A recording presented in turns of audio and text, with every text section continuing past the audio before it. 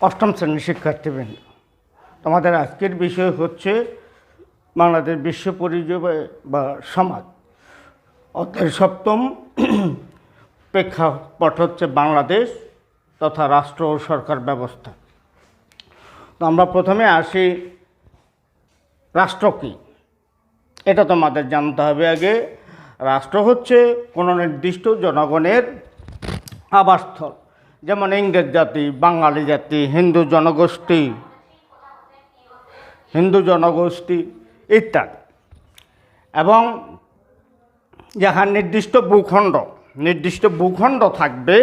তো তোমরা জানো প্রত্যেক রাষ্ট্রের একটি নির্দিষ্ট ভূখণ্ড আছে, যেটা সার্বভৌমত্ব ক্ষমতার মাধ্যমে নির্দিষ্ট হয়। এবং সব দেশের ম্যাপ আছে, বাংলাদেশের ম্যাপ দেখছো, ম্যাপেই নির্দিষ্ট ভূখণ্ড নিশ্চিত করেন। এবং নির্দিষ্ট জনগণ থাকতে হবে। এবং এই দুইটাই মূল উপাদান, নির্দিষ্ট ভূখণ্ড এবং জনগণ। তারপরে সরকারের কার্যক্রম তো ব্যাপক ব্যাপার। এরপরে আসতেছে সরকার কি। সরকার হচ্ছে রাষ্ট্রের জনগণ দ্বারা নির্বাচিত পরিচালনা পরিষদকে সংক্ষেপে সরকার বলে। তো কিভাবে আমরা নির্বাচিত করি? তোমরা জানো দেশে 5 বছর অন্তর অন্তর ভোট হয়, অন্যান্য বিভিন্ন রকম ভোট হয়, ইউনিয়ন পরিষদ, জেলা পরিষদের ভোট হয়। এই ভোটের মাধ্যমে জনগণ তাদের প্রতিনিধি নির্বাচিত করে। ঠিক একইভাবে 5 বছর অন্তর রাষ্ট্রীয় যে জাতীয় সংসদের নির্বাচন হয়, সেই নির্বাচন জনগণ স্বতঃস্ফূর্ত অংশগ্রহণের মাধ্যমে ভোট দিয়ে তাদের নিজস্ব প্রতিনিধি নির্বাচিত করে। সেই নির্বাচিত প্রতিনিধি থেকে মন্ত্রিপরিষদ গঠিত হয়। এটা প্রধানমন্ত্রীর নেতৃত্বে হয়। বাংলাদেশে একটা সাধারণত প্রধানমন্ত্রী শাসিত সরকার। তো প্রধানমন্ত্রী অন্যান্য সদস্য নির্বাচন করে একটা মন্ত্রিপরিষদ বা ক্যাবিনেট গঠিত হয় এবং তারা সরকার পরিচালনা করে। আচ্ছা,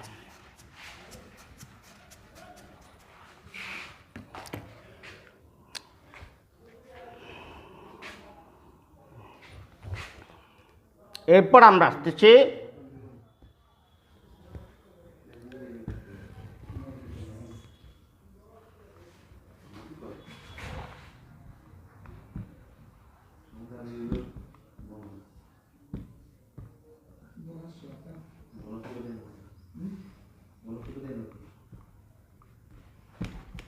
কিসের মাধ্যমে সরকার পরিচালিত হয়। এটা সোজা উত্তর, সংবিধানের মাধ্যমে সরকার পরিচালিত হয়। তো সংবিধানটাকে সংবিধান হচ্ছে তোমার রাষ্ট্র পরিচালনার মূল দলিল, অর্থাৎ লিখিত একটা দলিল আছে এই যে কীভাবে সরকার চলবে, কোন বিভাগ কীভাবে চলবে, মানুষের অধিকার কী, আইন কী, ব্যবসা কী, বাণিজ্য কী, সব কিছু সেখানে লিপিবদ্ধ থাকে। সংবিধান একটা বই আকারে প্রকাশিত হয়। এই সংবিধানের মাধ্যমে রাষ্ট্র পরিচালিত হয়।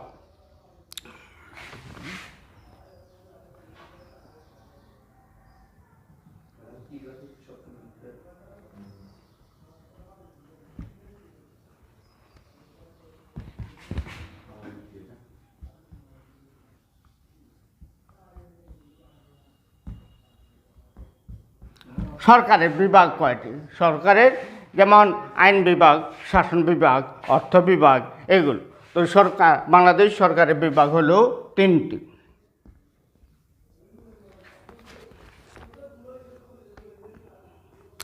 আমাদের আইনসভার নামে, প্রত্যেক দেশে একটা আইনসভা থাকে। তো বিভিন্ন দেশে বিভিন্ন নাম, যেমন তোমার কংগ্রেস আছে, আর আমাদের বাংলাদেশের নাম হলো জাতীয় সংসদ।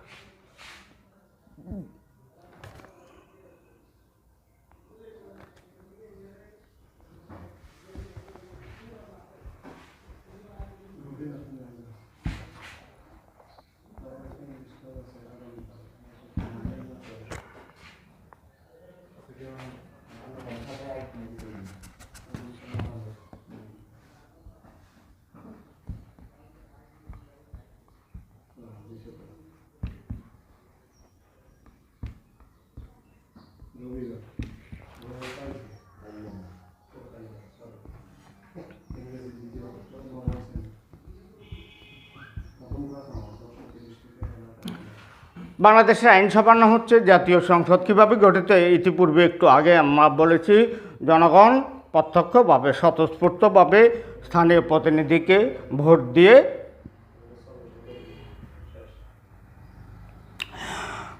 তাদের নিজস্ব প্রতিনিধি নির্বাচন করে। তো এই জাতীয় সংসদের আসন হচ্ছে 350টি, এর মধ্যে 50টা মহিলা আর 300 পুরুষ। এটা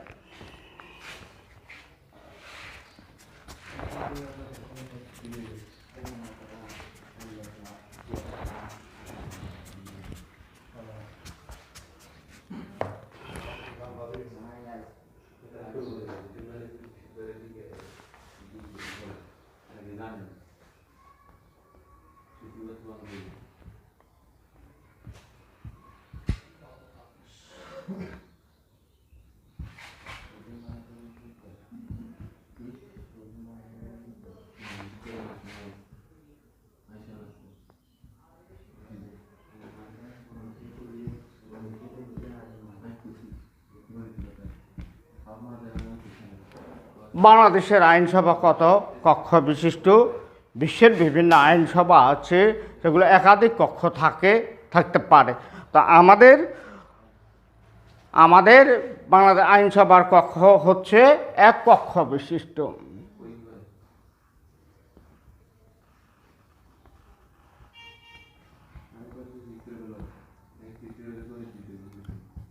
এই এক কক্ষ বিশিষ্ট অর্থাৎ আমাদের দেশে যে সংসদে, জাতীয় সংসদে আইন প্রণয়ন করতে বসে, ওখানেই পাশ হয়ে যায়, দ্বিতীয় স্তর লাগে না। আর বিশ্বের কিছু দেশ আছে, সেটা প্রথমে জুনিয়র কক্ষে বসলে সেটা আবার সিনিয়র কক্ষে যায়, যদি পাশ হইতেও পারে, নাও হইতে পারে। আর আমাদের এখানে এক কক্ষ বিশিষ্ট জাতীয় সংসদ, ওখানেই পাশ হয়ে যায়, ওই কক্ষেই পাশ হয়ে যায়, দ্বিতীয় কিছু লাগে না। পরবর্তীতে ওই বিলে, যে কোনো বিলে, প্রস্তাবিত বিলে যখন প্রেসিডেন্ট সই করবে, তখন সেটা আইন হিসাবে পরিগণিত হয়।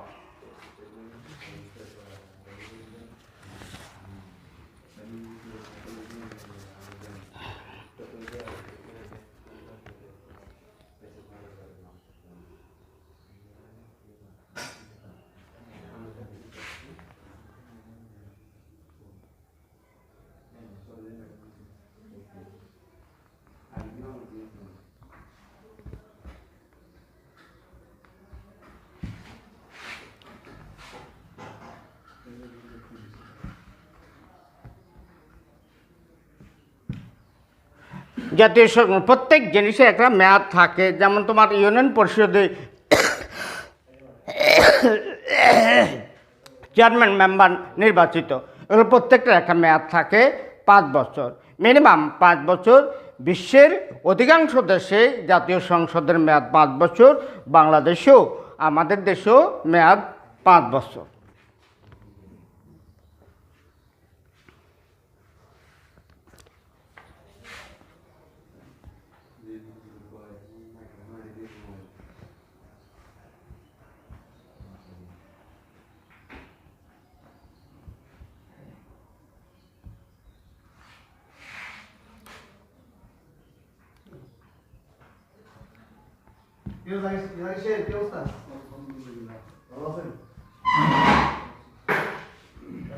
বাংলাদেশে বর্তমানে কততম সংসদ চলছে?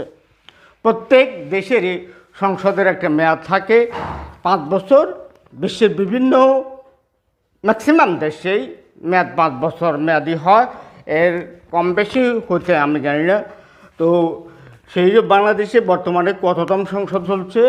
10ম সংসদ চলছে, অর্থাৎ এ যাবৎ 10 বার বাংলাদেশ সংসদের নির্বাচন হয়েছে।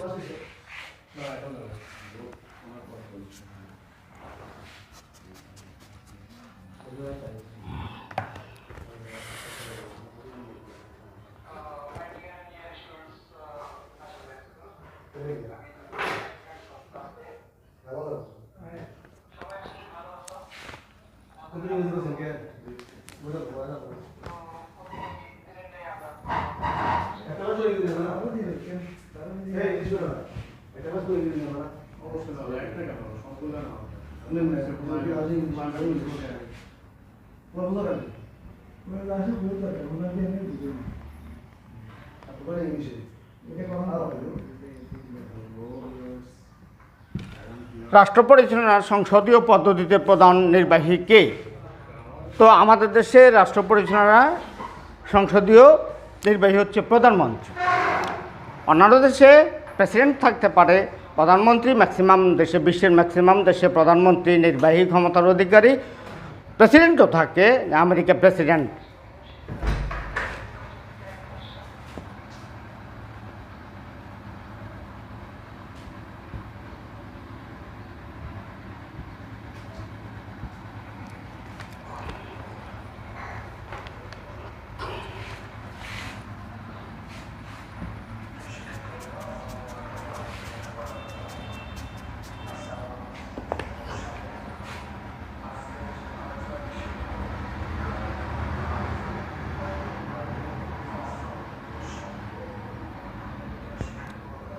রাষ্ট্র পরিচালনায় বিভিন্ন রকম তন্ত্র থাকে, অর্থাৎ বিভিন্ন রকম মূলনীতি থাকে, বিভিন্ন রকম মতবাদ থাকে রাষ্ট্র পরিচালনার জন্য। যেমন গণতন্ত্র খুব জনপ্রিয় নাম, বিশ্বের ম্যাক্সিমাম দেশে গণতান্ত্রিক পদ্ধতিতে সরকার পরিচালিত হচ্ছে। পূর্বে যেটা রাজতন্ত্র ছিল, এখন বর্তমানে রাজতন্ত্র বলতে খুব একটা নাই, ব্রিটেনে সামান্য কিছু আছে। তো বিশ্বের ম্যাক্সিমাম দেশে গণতান্ত্রিক পদ্ধতিতে পরিচালিত হয় এবং আমাদের দেশে বর্তমান পিওর গণতন্ত্রের মাধ্যমে দেশ পরিচালনা হচ্ছে। তো এখন গণতন্ত্র হচ্ছে জনগণের অংশগ্রহণের যে সরকার, জনগণের মতামত নিয়ে যে সরকার গঠিত, সেটাই হচ্ছে গণতন্ত্র। অর্থাৎ গণতন্ত্রে সরকার একঘেয়েমি করে বা একচেটিয়াভাবে কোনো কিছু করতে পারে না, সেটা জনগণের মতামতের মাধ্যমে যে কোনো সিদ্ধান্ত গ্রহণ করতে হয়। তাহলে গণতন্ত্র কি, এটা আমি লিখে দিচ্ছি। একটা গভর্নমেন্ট ইংরেজিতে আছে,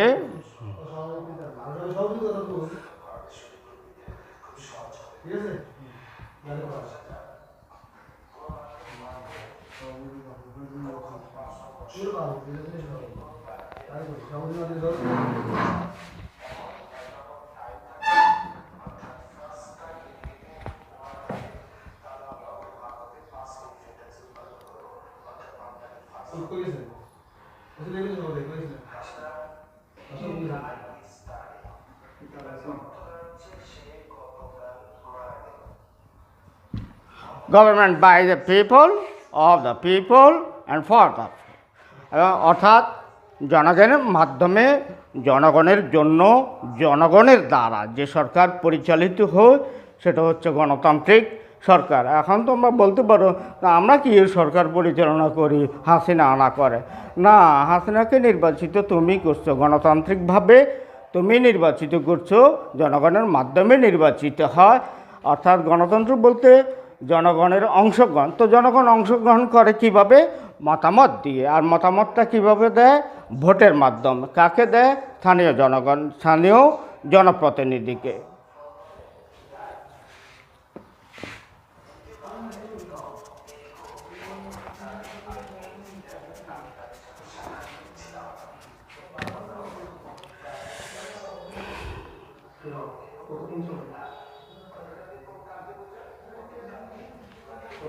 গুরুত্বপূর্ণ প্রশ্ন, দেখো।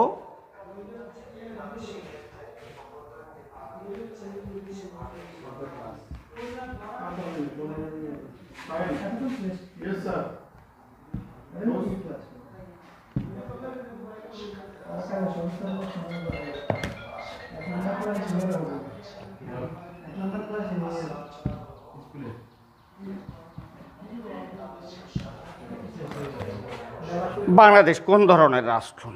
বিভিন্ন ধরনের রাষ্ট্র থাকে বিশ্বের দেশগুলোর মধ্যে, প্রত্যেকটার মধ্যে স্বাতন্ত্র্য থাকে, বিভিন্ন রকম তন্ত্র সেখানে পরিচালিত হয়। তো বাংলাদেশ কোন ধরনের রাষ্ট্র? বাংলাদেশ হচ্ছে একটি এককেন্দ্রিক মন্ত্রী পরিষদ শাসিত গণতান্ত্রিক রাষ্ট্র।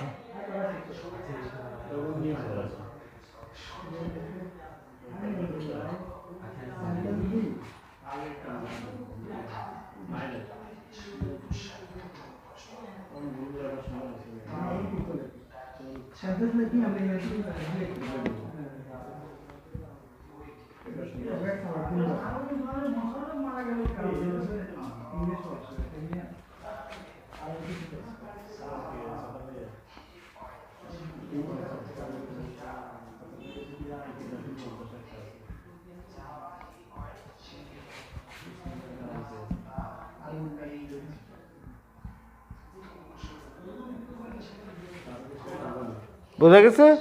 বাংলাদেশ একটি এককেন্দ্রিক মন্ত্রিপরিষদ শাসিত গণতান্ত্রিক রাষ্ট্র। এখানে মন্ত্রিপরিষদের মাধ্যমেই দেশটা পরিচালিত হয়, আর এদের মধ্যে নির্বাহী হচ্ছে প্রধানমন্ত্রী।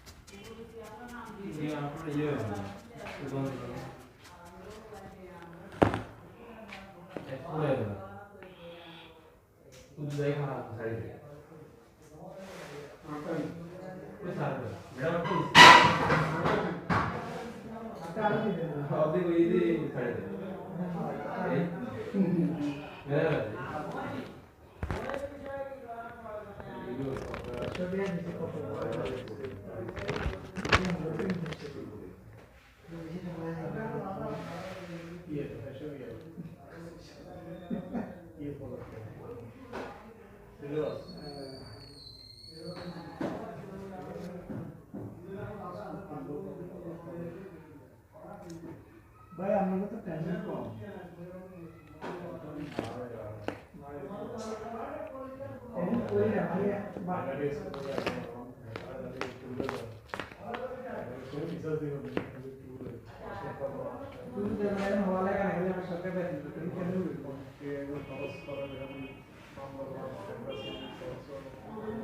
ভাই সব মানে আমার অনেক মনে হইল আমরা জায়গায় আমরা বড় ভাই এত ফাইন্যান্সিয়াল টিচার রেজিস্টার করা এখানে টিচার 2023 মানে নিউট্রিশন আমার কেউ জানা না এটা বেতন দিতে তার হাসছে এত পায় না এটা ইন্ডিয়া বাংলাদেশের রাজধানী কোন একটা সরকারি এত সরকারি ফাইন্যান্সিয়াল টিচার না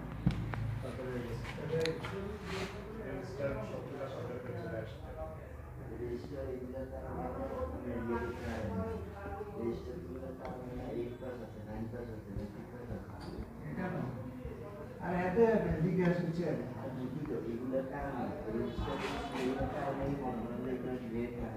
কেন পারে